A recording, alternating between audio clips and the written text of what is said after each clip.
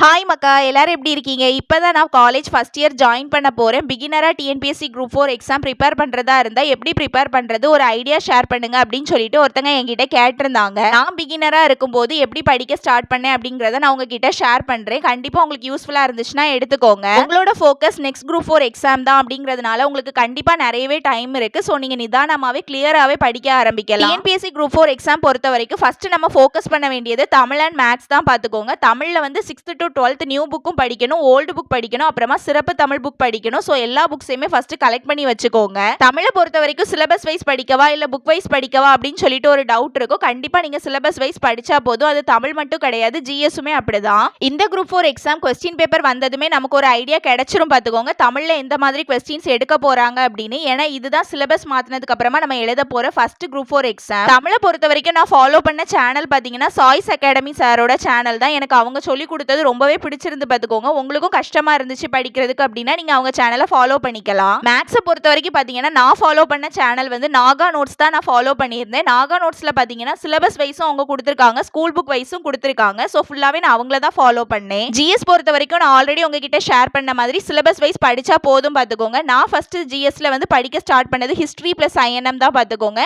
ஏன்னா எனக்கு அதுதான் வந்து ஹெவியான டாபிக் மாதிரி ஃபீல் ஆச்சு. உங்களுக்கு எது கஷ்டமான டாபிக் அப்படின்னு நீங்க நினைக்கிறீங்களோ அதை வந்து ஃபர்ஸ்ட் படிங்க. ஏன்னா நெக்ஸ்ட் நம்ம எல்லாம் படிக்கும்போது இதை சைட் பை சைட் ரிவைஸ் பண்ணும்போது இந்த கஷ்டமான சப்ஜெக்ட் வந்து நமக்கு ஈஸியா ஃபீல் ஆகும். ஜிஎஸ் பொறுத்த வரைக்கும் பாத்தீங்கன்னா யூடியூப்லயே நமக்கு வேர் டு ஸ்டடி அவைலபிளா இருக்கு. எந்தெந்த லெசன்ஸ் படிக்கணும், ரொம்ப இம்பார்ட்டன்ட் வந்து எந்தெந்த லெசன்ஸ்க்கு கொடுக்கணும் அப்படின்னு சொல்லிட்டு வீடியோ கொடுத்துருக்காங்க. அதை பேஸ் பண்ணி நம்ம படிச்சாலே போதும். பார்த்துக்கோங்க.